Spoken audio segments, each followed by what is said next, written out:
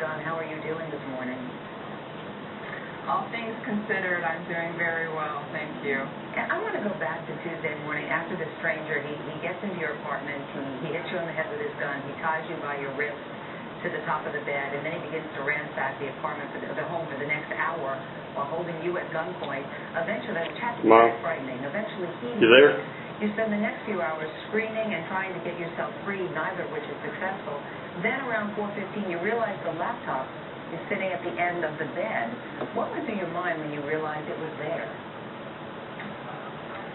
Well, I thought, I've got nothing to lose, so I'll give this a shot. And I pulled the laptop over and propped it up on top of the down comforter at such an angle that I could see both the keys and the screen. And then I just figured out how to type with my toes. And I learned very quickly that my big toes weren't gonna work. And so I then reached over with my left foot and got the end of the power cord in between my left toes so that I could use that as a tool to hit the keys while I used my right toe as a mouse sort of device on the touchpad. Incredible calm thinking. I know you have the computer with you right now. Can you demonstrate for us how you get your toes to do that? Sure.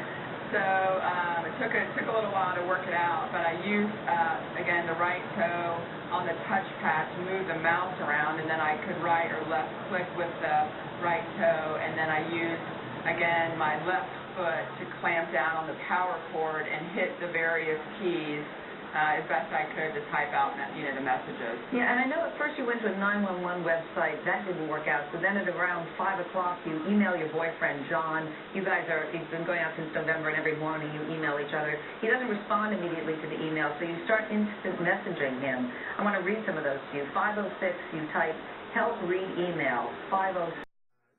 I was thinking it had to be a joke, but she's a very serious person, and I knew this wasn't something to make light of, so yeah, I just immediately did what she asked and called the police.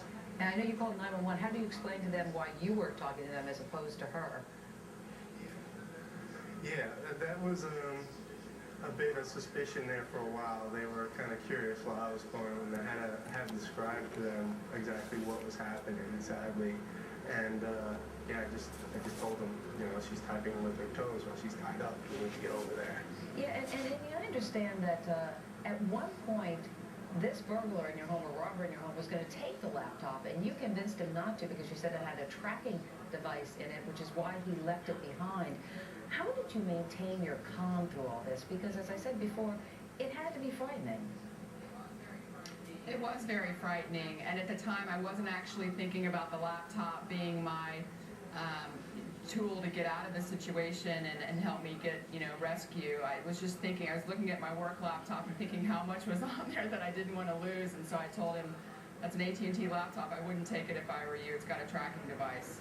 And it ended up really being the device that saved you. John, are you surprised in retrospect at how calm Amy remained and how clever she was, really? No, this is just another example of how cool, collected, and calculating. Really, she impresses me a lot. So yeah, I'm not surprised how she figured this out and made the best of what she has. No, not at all. Things on her feet and with her feet. And Amy, I know you told our producer that the only thing you regret is that your pedicure wasn't nicer. So go out and get a real fancy one. Thanks, I'll get that touched up. Amy Wyndham, John Hilton, thank you very much. Thank you, Meredith. So glad that she is okay. Now let's get a check of the